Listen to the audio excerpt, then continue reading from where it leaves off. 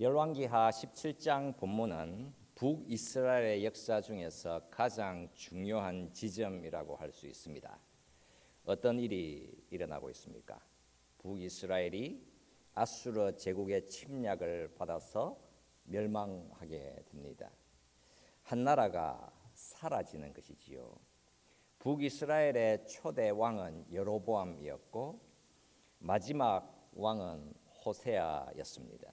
그렇다면 북이스라엘이라는 나라가 지속된 시간은 209년 동안이었으며 이 기간 동안 19명의 왕이 있었습니다. 19명의 왕 중에서 반역과 살인이 일어나서 왕조가 9번 바뀌었습니다. 정말 혼란스러운 나라였으며 결국 그 나라는 패망했습니다. 호세아가 베가 왕을 죽이고 스스로 왕이 되었습니다. 북이스라엘의 마지막 왕 호세아는 9년 동안 통치했으며 아수르라는 나라에 조공을 바쳐서 나라를 연명해 나갔습니다. 그러나 호세아 왕은 아수르에 조공 바치는 것을 멈추게 됩니다. 국제 정세를 보면서 어느 나라에 붙어서 살아남을지를 고민을 했습니다. 결국 호세아 왕이 선택한 나라는 애굽이었습니다. 애굽과 동맹을 맺었으며 애굽을 의지했습니다. 그리고는 아수르에게 조공을 바치지 않게 됩니다. 아수르 왕은 북이스라엘의 호세아 왕을 붙잡아서 옥에 가두어 버립니다. 아수르 왕은 군사들을 거느리고 북이스라엘로 와서는 북이스라엘 온 땅을 약탈하게 되고 북이스라엘의 수도인 사마리아를 에워싸게 됩니다. 그 포위 기간이 3년이나 되었습니다. 그리고 3년 후에 사마리아는 점령당하게 되고 아수르 왕은 북이스라엘 백성들을 포로로 사로잡아서는 아수르의 여러 지역으로 데려가게 됩니다. 이렇게 북이스라엘 나라는 소멸되어 버렸습니다. 아수르 왕은 이주 정책을 펼쳐서는 바벨론과 구다, 아와, 하맛, 스발와임 등지에서 이방인들을 데려와서 사마리아에 정착시켰습니다. 그러니까 사마리아의 민족적인 정체성은 소멸됩니다. 이제 그 사마리아는 유대인들에게 있어서 정오와 멸시의 대상이 되었습니다. 유대인들은 사마리아 사람들과 연을 끊어버리게 됩니다. 호세아 왕은 애굽과 동맹을 했으나 이 애굽이라는 나라는 북이스라엘을 도와주지 않았습니다. 애굽이라는 강대국 역시 자신들의 유익을 위해서 북이스라엘의 군대를 파송하지 않았습니다. 북이스라엘은 철저히 고립되어 갔습니다. 북이스라엘과 호세아 왕은 도대체 왜 패망했으며 그 나라는 무너졌습니까? 그 이유는 본문 12절 말씀부터 18절 말씀까지에서 자세히 설명되고 있습니다. 가령 여러분 15절 말씀을 보면 거기에서 무엇이라고 말씀을 하고 있습니까? 여호와의 율례와 여호와께서 그들의 조상들과 더불어 세우신 언약과 경계하신 말씀을 버리고 허무한 것을 뒤따라 허망하며 이렇게 여호와 하나님을 버리고 계속해서 우상의 지배를 받으면서 살았기 때문입니다. 그리고 18절 말씀에서 그 결말을 말씀을 해주고 있지요. 여호와께서 이스라엘에게 심히 노하사 그들을 그의 앞에서 제거하시니라고 말입니다.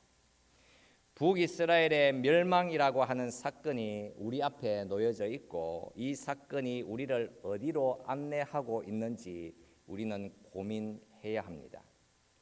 북이스라엘의 멸망을 통해서 하나님께서는 우리에게 무슨 말씀을 하시는가 우리가 들어야 하는 것입니다. 그 민족이 걸어가는 길에 저와 여러분들의 자화상이 들어있으며 저와 여러분들이 가야 하는 길이 들어있습니다. 1987년에 일본의 베스트셀러 작가인 무라카미 하루키가 상실의 시대라고 하는 책을 출간했습니다. 이 책은 주인공 젊은이가 겪게 되는 상실의 슬픔과 함께 무언가 새로운 재생이라고 하는 메시지를 담고 있습니다. 이 장편 소설을 짧게 요약하라고 하면 이렇게 요약할 수 있습니다. 주인공인 나는 고등학교 시절 두 사람과 친구였다. 그 두 친구는 서로 연인 관계였으나 남자가 자살한 뒤에 주인공 나는 그 여자와 사랑에 빠진다. 그러나 그 여자는 정신요양원에 입원하게 되고 주인공인 나는 그 여자와 지속적인 교제를 나눈다. 그러나 주인공의 여인은 요양원에서 죽고 주인공인 나는 새로운 여인을 만나려고 한다.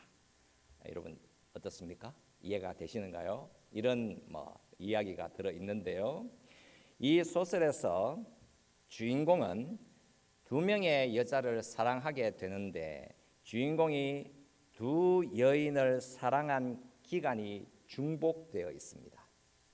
그러니까 한 여자를 진심으로 사랑하면서 지내고 있지만 동시에 또 다른 여자를 그리워합니다.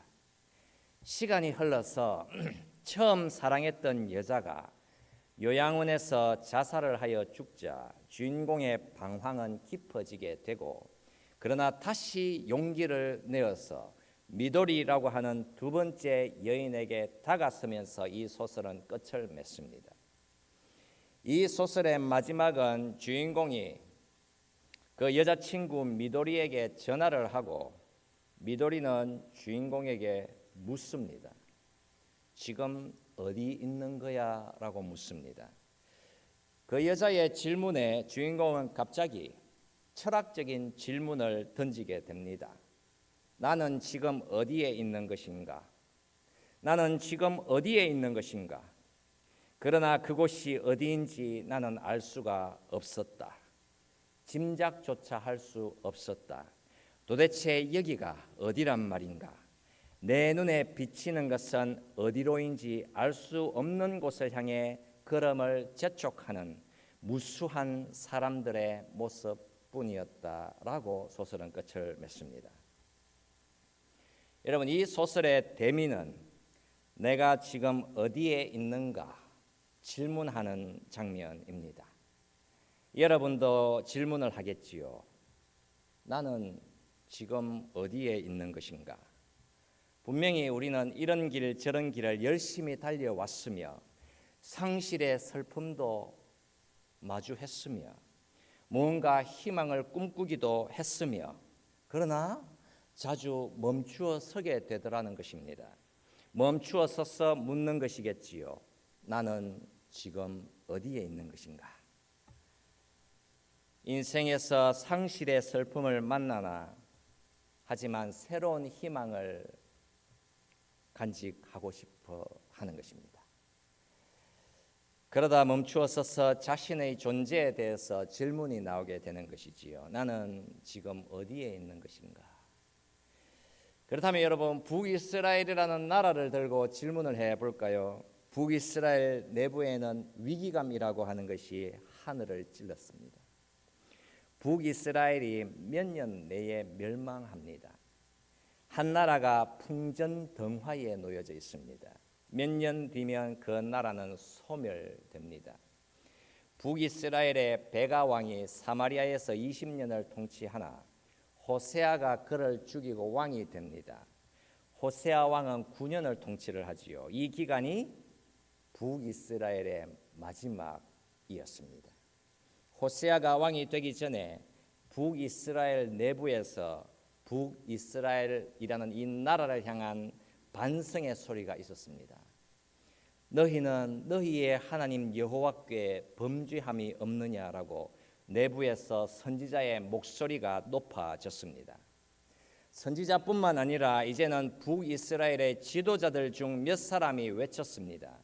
우리의 허물이 이미 커서 진노하심이 이스라엘에 임박하였느니라. 그러니까 북이스라엘의 패망과 멸망이 가까이 왔음을 어떤 사람들은 이미 피부로 느끼고 있었던 것이었습니다. 상실의 시대라는 책에서 질문을 했지요. 복음이 전혀 반영되지 않고 있는 그 소설 속에서 허무주의 속에서 방황하던 젊은이들의 목소리에서도 그런 질문이 나왔습니다.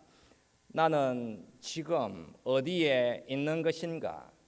사실 그 질문은 그들의 세상에서 아무런 대답을 줄 수 없는 것이었습니다. 북이스라엘이 묻습니다. 209년 동안의 짧은 역사의 흐름 앞에서 우리는 지금 어디에 있는 것인가? 그들은 그 질문에 아무런 대답을 할 수 없었습니다. 그러면 여러분, 우리는 어떤 것 같습니까? 나는 지금 어디에 있는 것인가? 그 질문에 여러분들은 무엇이라고 대답을 하시겠습니까? 역사의 교훈 앞에서 북이스라엘이 저렇게 무너져 버렸구나. 헛된 우상을 숭배하고 허무한 것을 추구하면서 살았으니 나는 그러지 말자. 그렇게 다짐을 하겠습니까? 그런 다짐이 때로는 유용할 때가 있으나 우리는 여러분 확실히 더 잘해야 합니다. 확실히 우리는 바른 길을 가야 하는 것입니다. 제가 이 말씀을 준비를 하면서 한 방송인이 유명한 스님과 대화를 나누는 것을 보게 되었습니다. 그 대화 기록을 살펴보게 되면 이렇습니다. 이 방송인이 질문을 했습니다. 그 유명한 스님에게, 스님, 묻고 싶은 게 있어요. 저희들은 왜 태어난 것입니까? 저는 그런 생각을 요즘 가끔씩 해요. 왜 내가 태어났을까요? 이 분명히 뭔가 일이 있는데 사춘기 시절에 그런 생각을 많이 했습니다만 아직도 저는 그런 생각을 하고 있어요. 우리는 왜 태어난 거죠? 어렵습니까? 이런 질문을 했습니다.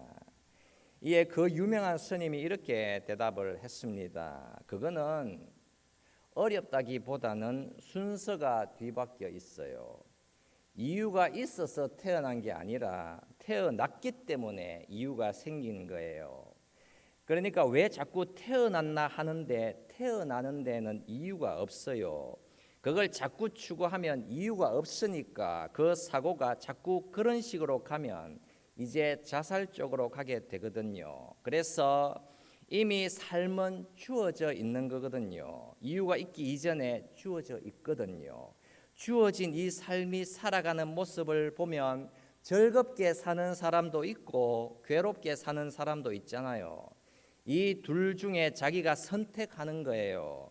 그러니까 어떻게 살 거냐라고 사고를 하면 괴롭게 사는 것보다 즐겁게 사는 게 낫다. 그럼 거리로 가려면 어떻게 가느냐? 이러면 삶이 긍정적으로 가는데 자꾸 왜 태어났느냐의 쪽으로 돌아가게 되면 빈 공간을 발견하게 되죠. 그러면 거기에 이제 두 가지죠. 삶의 무의미를 느껴서 그냥 심리가 이제 그렇게 삶을 종결하는 쪽으로 가기가 쉬워요라고 대답을 했습니다. 그리스도인으로서 구체적으로는 바로 이 하나님의 말씀이 성경 이야기를 믿는 성도들로서 여러분들은 이 대화를 어떻게 평가를 하시겠습니까? 나는 왜 태어난 겁니까? 질문이 잘못되었더라. 이유가 있어서 태어난 것이 아니라 태어났기 때문에 이유가 생긴 것이다. 태어났으니까 사는 것이다. 태어났으니까 선택해서 즐겁게 긍정적으로 살아야 한다라고 대답을 해 주었습니다. 분명히 그렇구나. 의미 있구나. 맞다. 나도 내가 왜 태어났나 묻지 말고 태어났으니까 즐겁게 살아야 되겠다. 여러분 정말 너무나도 아름다워 보이는 것 같지 않습니까? 그러나 여러분 이 성경 말씀을 보면 그 대답은 어느 것 하나 분명하지 않고 그 가는 길이 절대로 올바르지 않다라는 사실입니다. 북이스라엘이라는 나라가 왜 태어났는가 물어보십시오. 우리나라가 태어났으니까 우리는 즐겁게 살아야 한다. 여러분 그래서 멸망한 것입니다. 태어났으니까 즐겁게 삽시다. 그래서 망한 것입니다. 북이스라엘은 누가 태어나게 했습니까? 역사의 뒤안길로 가서 확인을 좀 해보십시오. 솔로몬 왕이 이방의 많은 여인들을 사랑했으며 다른 신들을 섬겼습니다. 솔로몬에게 거듭거듭 하나님의 경고가 임했으나 솔로몬 왕은 여호와 하나님을 떠났습니다. 그리고 이제 하나님은 에돔과 르손과 여로보암을 일으켜서 솔로몬 왕을 대적했습니다. 여호와께서 아히야를 보내사 솔로몬의 신하 여로보암에게 말씀을 해주셨지요. 너는 10조각을 가지라. 내가 이 나라를 솔로몬의 손에서 찢어 빼앗아 10지파를 네게 줄 것이요. 그 이후 솔로몬 왕은 자신의 신하 여로보암을 찾아 죽이려 했습니다. 그러나 그 일은 실패했고 북이스라엘의 탄생에 대해서 하나님이 다시 선포를 하셨지요.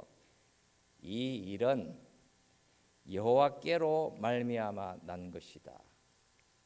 이렇게 이스라엘은 남유다와 북이스라엘로 갈라졌습니다. 두 개의 나라가 탄생된 것입니다. 그러면 여러분 물어보십시오. 도대체 누가 북이스라엘을 출생하게 한 것입니까?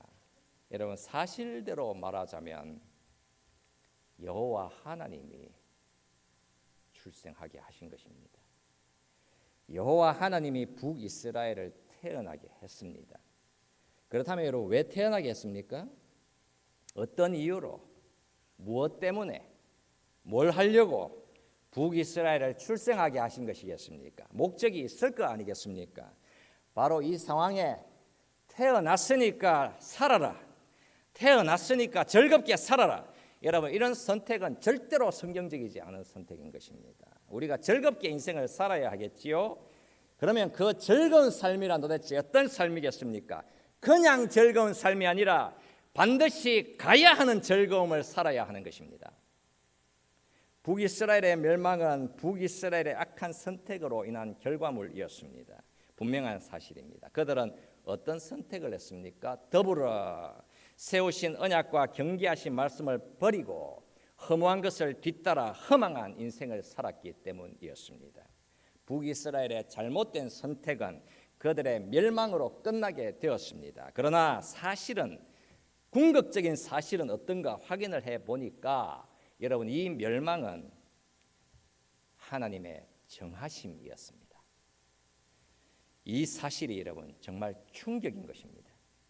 이스라엘의 우상 숭배라는 선택이 분명히 이스라엘을 패망하게 만든 직접적인 원인이었으나 성경 말씀에서 전해주는 큰 그림을 보게 되면 이스라엘의 멸망, 이스라엘의 패망은 하나님의 정하심이었습니다.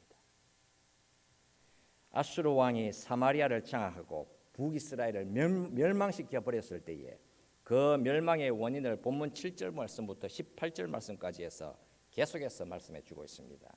북이스라엘이 구체적으로 어떤 일을 행했는가? 가령 본문 9절부터 여러분 한번 보실까요? 본문 9절 말씀부터 한번 보십시다. 이스라엘의 자손이 점차로 불의를 행하여 그 하나님 여호와를 배역하여 모든 성읍의 망대로부터 견고한 성에 이르도록 산당을 세우고 모든 산 위에와 모든 푸른 나무 아래에 목상과 아세라상을 세우고, 그러니까 이스라엘 백성들이 아주 구체적으로 우상을 숭배하면서 살았다는 것입니다. 그런데 이런 우상 숭배는 이미 예언된 일이었습니다. 하나님은 이스라엘 백성들이 가나안으로 입성하기 전에 경고의 말씀을 거듭거듭 말씀해 주셨지 않습니까? 신명기라고 하는 성경이 대표적인 말씀입니다. 가령 신명기 12장 말씀에서 말씀을 합니다. 네 조상의 하나님 여호와께서 네게 주셔서 차지하게 하신 땅에서 너희가 평생에 지켜 행할 규례와 법도는 이러하니라. 너희가 쫓아낼 민족들이 그들의 신들을 섬기는 곳은 높은 산이든지 작은 산이든지 푸른 나무 아래든지를 막론하고 그 모든 것을 너희가 마땅히 파멸하며 그 제단을 헐며 주상을 깨뜨리며 아세라상을 불사르고 또 그 조곡한 신상들을 찍어 그 이름을 그곳에서 멸하라. 이렇게 말씀을 하신 뒤에 여호와 하나님의 언약을 버리고 다른 신들을 섬기고 경배하게 되면 무슨 일이 임하게 되는가? 여호와께서 이 땅에 진노하사 진노와 격분과 크게 통한하심으로 그들을 이 땅에서 뽑아내사 다른 나라에 내던지심이 오늘과 같다 하리라. 여러분, 이미 신명기에서 이스라엘의 멸망을 말씀을 하셨습니다. 그러니까 북이스라엘의 멸망이라고 하는 것은 하나님이 정해 주신 각본을 따라서 진행된 것이었습니다. 하나님이 주신 예언대로 결국에는 이스라엘은 다른 나라로 내던져지게 됩니다. 하나님이 가나안으로 입성하려는 이스라엘 백성들에게 이미 말씀하신 대로 전개되었습니다. 네 조상의 하나님 여호와께서 네게 주셔서 차지하게 하신 땅에서 라고 말씀을 하죠.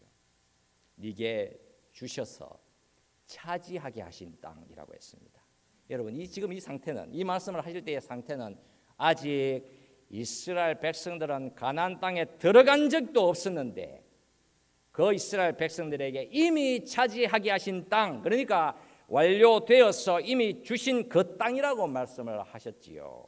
그러면 묻지 않겠습니까? 아직 그 땅으로 들어가지도 않았고 차지하지도 않았는데 이미 차지한 땅이라고 말씀을 하실 수 있겠습니까? 어떻습니까? 그러나 어떻습니까? 그 일은 이미 작정이 되었었고 이미 이루어졌으며 그리고 이미 멸망했습니다. 그러니까 하나님의 말씀이 항상 앞서 나가신 것입니다. 하나님의 말씀이 정하셔서 주신 그 각본을 따라서 진행된 것이었습니다. 그래서 신명기 말씀에서 감히 사람이 예측도 상상도 하지 못했던 일이 일어날 것이다라는 사실을 말씀을 하신 것입니다. 감추어진 일은 우리 하나님 여호와께 속하였거니와 나타난 일은 영원히 우리와 우리 자손에게 속하였나니 이는 우리에게 이 율법의 모든 말씀을 행하게 하심이니라. 여러분, 너무나도 신비로운 말씀을 거기에 더해 주셨습니다. 여러분, 우리는 기억을 해야 합니다. 북이스라엘의 멸망이라고 하는 것은 그들이 하나님을 버리고 허무한 우상을 붙들고 살았으므로 그 멸망은 마땅히 다가오는 과정이었습니다. 그러나 그 멸망은 이미 하나님의 작정하심이었으며 하나님의 예정하심이었습니다. 그들의 멸망은 전적으로 하나님의 주권대로 그 하나님이 정해 주신 각본대로 진행된 것이었습니다. 그들을 출발하게 하신 이도 하나님이시요 그들을 끝나게 하신 이도 하나님이셨습니다. 그냥 태어났으니까 즐겁게 살면 된다. 여러분, 절대로 그 길이 아닙니다. 하나님이 정해 주셨기 때문에 태어나는 것이며 하나님 정하심 때문에 우리가 살아가는 것입니다. 그렇다면 여러분, 왜 태어나게 하셨지요? 왜 저와 여러분들을 태어나게 하신 것이겠습니까? 북이스라엘처럼 멸망시키려고 태어나게 하신 것입니까? 우리를 태어나게 하신 이유를 우리가 하나님의 이 말씀을 통해서 분명히 볼 수 있어야 하는데, 그렇게 된다면 여러분, 그 부르심의 목적을 따라서 우리가 가야 하는 길도 분명히 보이지 않겠습니까? 사실 그 길로 가라고 불러주시고 그거 보게 하시기 위해서 북이스라엘을 멸망시켜 버리신 것입니다. 우리는 바로 이 지점에서 여러분, 기독교 역사관이라고 하는 것을 정말 제대로 정리를 해야 하는 것입니다. 여러분, 이 세상은 다 망하게 되어 있습니다. 이 세상은 불에 타서 소멸되게 되어 있습니다. 그러니까 이 세상이라는 나라는 멸망하도록 작정된 세상입니다. 그게 하나님의 정하심이었습니다. 여러분, 왜 하나님이 이 세상을 소멸시키겠습니까? 그 이유는 하나님의 나라를 가져오시기 위함입니다. 그러니까 그 나라로 옮겨주시기 위해서 이 세상을 멸망시키시는 것입니다. 이 세상은 망하지 않는다. 절대 그런 일 없다. 여러분, 이 세상은 자신만만해 할 수 있겠지만 그 일은 하나님의 정하심입니다. 여러분, 세상이 망해야 우리가 사는 것입니다. 저와 여러분이 망해야 저와 여러분이 사는 것입니다. 여러분, 한국이 망해야 한국이 살고 미국이 망해야 미국이 사는 것입니다. 온 세상이 망해야 온 세상이 사는 것입니다. 그런데 어떻게 해서든 다들 살겠다고, 남을 죽여서 내가 살아남겠다라고 하지 않습니까? 그러면 오늘날의 교회들도 마찬가지 아닙니까? 어느 당파에 붙어야 우리의 기독교 생명이 보존이 될 수 있을까? 그렇게 세상 정치에다가 목숨을 걸고 있다라고 한다면 그게 과연 교회라고 할 수 있겠습니까? 여러분, 십자가의 죽음이 없이는 부활은 없는 것입니다. 예수의 십자가 고난이 없이 영생이라고 하는 것은 없는 것이고, 하나님 아들의 대속의 죽으심이 없이는 구원은 존재하지 않습니다. 여러분, 잘 한번 생각을 해 보십시오. 우리가 예수를 믿고 산다, 내가 그리스도인이다, 도대체 그 의미가 도대체 무엇인가? 여러분, 제대로 보셔야 하는 것이겠지요. 한 가지 질문을 한번 해볼까요, 여러분? 북이스라엘의 멸망한 연도는 BC 722년입니다. 오늘 우리가 읽은 이 열왕기하 본문이 일어난 연도입니다. 그리고 앞으로 남쪽 유다 역시 망합니다. 그 연도는 BC 586년입니다. 이제 이스라엘이라는 나라는 어둠 속으로, 역사 속으로 사라져갑니다. 역대 왕들이 꿈꾸었던 그 북의 영화는 소리 소문 없이 사라지게 됩니다. 북이스라엘이 여러분 멸망한 뒤 700여년의 긴 세월이 지나갑니다. 그리고 광야에서 소리가 들려옵니다. 회개하라, 천국이 가까웠느니라. 너희는 주의 길을 준비하라, 그가 오실 길을 곧게 하라 외쳤습니다. 누구지요, 여러분? 구약의 마지막 선지자 세례 요한의 외침이었습니다. 그렇게 700여 년의 세월이 흐른 후 하나님의 아들 예수께서 이 땅에 오셨지요. 이 땅으로. 그러면 여러분, 질문을 해봅시다. 북이스라엘이 멸망한 것이 먼저 일어난 일입니까? 아니면 예수님이 이 땅에 오신 것이 먼저 일어난 일입니까? 여러분, 무엇이 먼저 일어났습니까?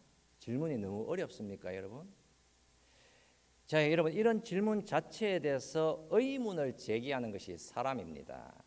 사람의 생각에는 역사라고 하는 것은 시간의 흐름을 따라서 발생하는 사건의 연속 아닙니까? 그러나 성경 말씀대로 정확하게 말하자면 예수 그리스도의 성육신과 그의 십자가 죽으심과 부활이라고 하는 사건은 북이스라엘의 멸망 이전에 이미 일어난 일입니다. 더 구체적으로 말하자면 예수님의 성육신을 통한 십자가 죽으심과 부활이라고 하는 것은 이 세상이 창조되기 전에 이미 완성된 일이었습니다. 개혁주의에서 전하는 바 종말은 구원과 창조를 앞선다고 합니다. 왜 그럴까? 하나님이 말씀하셨기 때문이지요. 이사야 46장 말씀에서 너희는 옛적 일을 기억하라. 나는 하나님이라. 나 외에 다른 이가 없느니라.